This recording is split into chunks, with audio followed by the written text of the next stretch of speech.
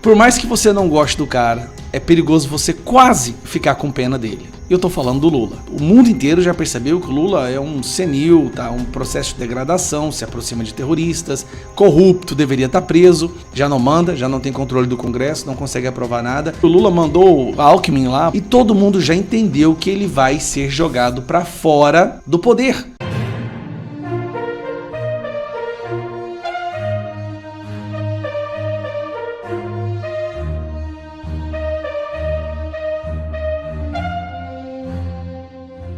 Alckmin elogia e agradece Moraes por decisão sobre o IOF. É isso mesmo.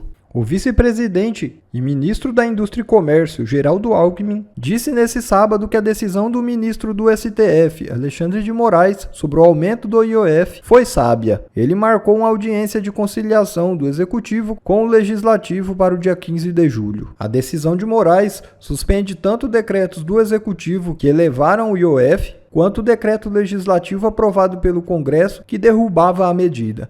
Com isso, o cenário atual permanece inalterado. Alckmin disse estar otimista com a decisão e espera obter uma vitória completa no STF.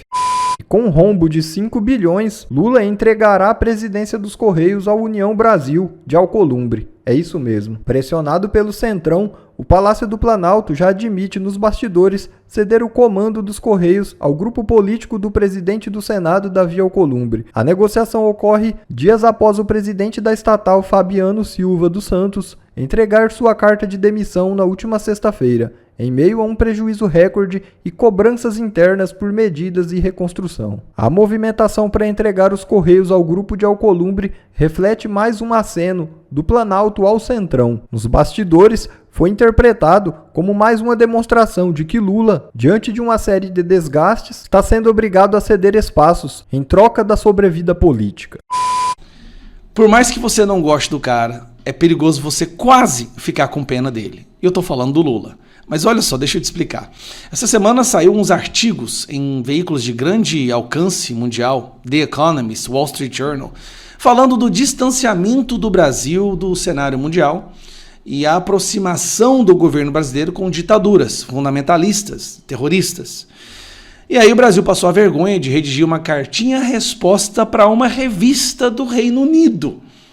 O nosso Itamaraty, Márcio Vieira, foi lá e se deu o trabalho de tentar defender o Lula como ninguém tem a autoridade moral do Lula. Lula está no desespero de tentar resgatar o mínimo, mas realmente o mínimo de protagonismo no cenário internacional. O mundo inteiro já percebeu que o Lula é um senil, tá? Um processo de degradação, se aproxima de terroristas, corrupto, deveria estar preso. Pois bem, Lula quer usar eventos onde há participação de líderes internacionais para tentar simular uma espécie de protagonismo. Passou vergonha no G7, foi completamente ignorado. No evento da ONU, teve seu microfone cortado e foi impedido de entrar no evento que estava Joe Biden. E assim, uma vergonha após a outra. Agora, na Argentina, levou uma comida de rabo do Milei, quando o Milei fala que o PCC, o Comando Vermelho, se tornou um perigo para a América Latina inteira. Aí o Lula pensou assim, agora, na cúpula da BRICS, que vai ser no Rio de Janeiro, que está sendo no Rio de Janeiro, amanhã, aliás, eu vou resgatar o protagonismo. Mas vamos lembrar o que é o BRICS. BRICS é um conjunto dos países emergentes, que está ali, Brasil, Rússia, China, Índia e África do Sul. Só que tem um problema. Ninguém veio. Um evento completamente esvaziado. Vamos analisar o porquê que ninguém veio. Primeiro está aqui, ó. Lula é anfitrião de BRICS esvaziado em pós-guerra e sob ameaças. Então, uma matéria interessante aqui, ó. Cadê a porcaria que não está aparecendo? Ih, desgrama. Pensei que eu tinha organizado isso aqui. Vamos lá. Aqui. BRICS esvaziado enfrenta dificuldades para manter a agenda. Por quê? Porque não tem países o bastante para manter uma agenda do BRICS, tá? Agora, essa parte aqui, até a Globo está identificando isso, olha isso. O presidente da China, Xi Jinping, pergunto como você vê, como você avalia esse esvaziamento da cúpula. Boa noite. A não vinda do Xi Jinping foi causada pelo presidente Lula. Lula cometeu mais uma gafe internacional? O presidente Lula convidou o primeiro-ministro da Índia, Narendra Modi, para um jantar oficial de Estado. Em reuniões de cúpulas multilaterais, destacar um líder para um tratamento especial como esse por parte do anfitrião gera um constrangimento nos outros participantes. E no caso, a China é adversária da Índia. O Xi Jinping conversa com o Narendra Modi em alguns fóruns, principalmente de segurança, como o Fórum de Segurança de Xangai, de cooperação de segurança e tal. Mas o Xi Jinping não aceitaria ir a uma reunião de cúpula na qual ele tivesse um tratamento inferior, né, ao seu, principalmente a qualquer outro líder, e mais ainda um país com quem ele tem disputas territoriais e uma disputa por influência geopolítica. Então, é a primeira vez que o Xi Jinping não participa de uma cúpula dos BRICS desde que ele assumiu a presidência em 2013. Só um detalhe, a China corresponde a 69% do PIB dos BRICS. Quase 70% de todo o produto interno, da soma dos produtos internos dos países membros do BRICS, é da China. Então a China não ir, isso por si só já acaba. Em relação ao Vladimir Putin, realmente o presidente Lula insistiu muito para que ele viesse, né? Mas o Vladimir Putin talvez acredite mais nas instituições brasileiras do que o presidente Lula, né? Afinal, pela lei brasileira, pela Constituição, o Brasil teria que prender o Putin se ele viesse aqui, porque ele mandou sequestrar milhares de crianças ucranianas que estão separadas de suas famílias.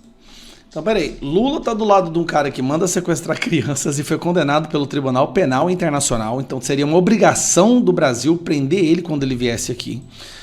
Lula causa um conflito, uma crise diplomática com a China. Aí eu achei ótimo. Por quê?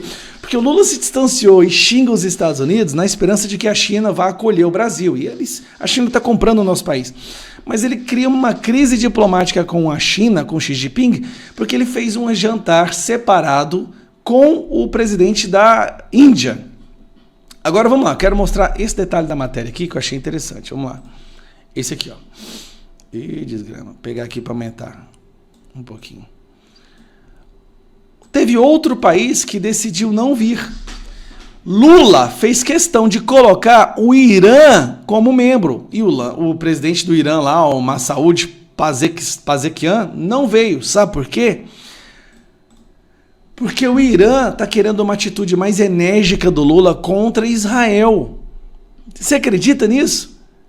Primeiro que o Lula mandou o Alckmin lá para a posse desse cara, é um ditador, manda matar todo mundo, gay não tem vez no Irã, é LGBT, então não veio para cá. Olha só, não veio China, Rússia, Irã e Egito. Então, se você for olhar o grupo inicial do BRICS, que são esses aqui, ó, não veio China, Rússia, Irã e Egito. Só aqui 85% do PIB do BRICS não veio. Então não tem BRICS. Quais países que vieram? São os países parceiros. Sabe qual que veio? Cuba, uma ditadura da Cuba. Nigéria, ditadura. Uganda, ditadura. Vietnã, ditadura. As ditaduras vieram. Por quê? Porque o Lula é um apoiador de ditaduras e o mundo já reconhece ele como sendo um apoiador das ditaduras. Quando foi ter aquele evento lá na Rússia, onde nenhum país democrático foi, só o Lula apareceu, ao lado de ditadores. Então Lula tentou fazer desse evento um evento para resgatar um pouco do seu protagonismo e deixar de ser visto como um anão diplomático. Bom, ele deixa de ser visto como um anão diplomático e passa a ser visto como um inexistente, um nada diplomático. Porque o mundo já reparou algumas coisas. Lula tá gagá, não sabe mais o que faz, se aproximou só de país podre, ditador, sanguinário, narcotraficante. E também, ninguém quer fazer uma reunião com um líder de um país que dentro de poucos meses vai estar fora do poder. Já não manda, já não tem controle do Congresso, não consegue aprovar nada. E todo mundo já entendeu que ele vai ser jogado para fora do poder. E ninguém quer andar com uma pessoa que sabe que não tem mais o que falar, que não tem como negociar. sempre tem como piorar. Recentemente o Brasil ficou famoso em grandes veículos de comunicação por ser um país que está se aproximando cada vez mais de ditaduras, de terroristas. Um artigo que saiu no The Economist fala que o Brasil hoje se tornou um anão diplomático. Wall Street Journal, um dos mais lidos pelos investidores americanos, também falou a mesma coisa.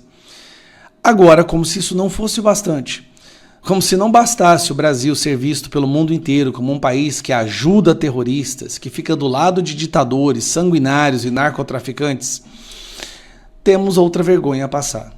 Como vocês sabem, o esquema que o Lula liderou, um dos maiores esquemas de corrupção do mundo, ele foi além das fronteiras brasileiras. Ele atingiu países vizinhos.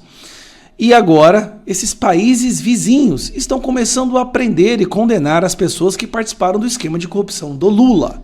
Sim, exatamente. Aí, algumas dessas pessoas foram presas. Nós vamos falar agora da ex-presidente da Argentina, Cristina Kirchner, condenada por corrupção. Cristina Kirchner foi condenada em todas as instâncias na Argentina. Foi um julgamento que levou anos e anos e anos, diferente do Bolsonaro. E o que o Lula foi fazer? Lula pede para se encontrar com Cristina Kirchner. E o Lula vai. Lula dá um jeito, pede autorização. Olha que loucura. Ele pediu autorização na justiça. E a justiça libera. Justiça argentina autoriza a visita de Lula a Cristina Kirchner. Que maravilha. Vamos voltar um pouco no tempo. Há um tempo atrás, Lula pegou o avião da FAB. Isso porque a FAB está sem combustível para os aviões. Mas pegou um avião da FAB e mandou ele ir até o Peru para pegar a Nadine Heredia, ex-primeira-dama do... Esqueci o nome do cara lá, que roubou também na Odebrecht. Lembrando, um esquema de corrupção que envolvia a Odebrecht, certo? Virou notícia, trouxe ela para cá, deu abrigo para essa mulher, essa parte todo mundo sabe, certo? Mas eu quero mostrar isso aqui para vocês. E o Tribunal de Contas da União abriu 2 processos para investigar os gastos com o transporte da ex-primeira-dama do Peru, Nadine Heredia, e do filho dela em um voo da Força Aérea Brasileira, a O filho dela estava envolvido também no esquema. FAB. De acordo com o TCU, a investigação também analisa o sigilo imposto aos gastos com a viagem. Nadine Heredia chegou ao Brasil em abril, depois de ter asilo diplomático concedido pelo governo brasileiro. Ela e o marido, o ex-presidente Ollanta Humala, foram Humala, o cara é Humala. Condenados a 15 anos de prisão pela justiça peruana. Eles são acusados de recebimento ilícito de verba da empreiteira brasileira Odebrecht, hoje Novonor, para campanhas eleitorais. A mesma coisa que essa empresa fez com o Lula. Agora, olha o nome Verba da empreiteira brasileira Odebrecht. Odebrecht. Agora eu quero trazer para vocês um outro fato interessante. Esse aqui, ó. Cadê? Olha só. Testemunha-chave do caso Odebrecht no Peru é encontrada morta.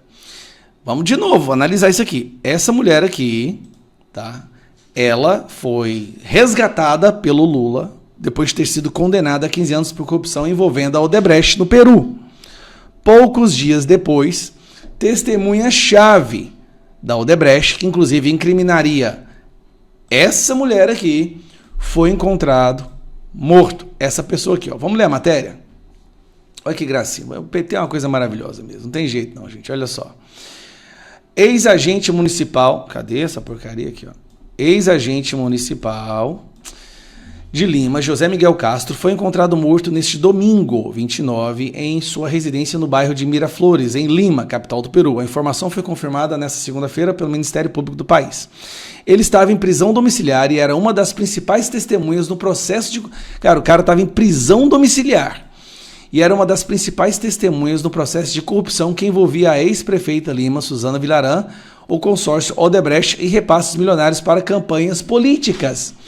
Peraí, quem é que foi condenado por receber dinheiro por campanhas políticas? Ela mesma, a mulher que o Lula trouxe para cá.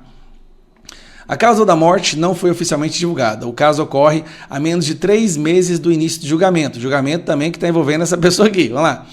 Marcado para 23 de setembro. E lança dúvidas sobre a continuidade da ação penal. Mataram a testemunha que tinha informações que poderia complicar a situação dessa mulher, que foi trazida para o Brasil com o avião da FAB, com dinheiro nosso, porque o Lula quer proteger. Agora, aí vem a pergunta, tá, gente?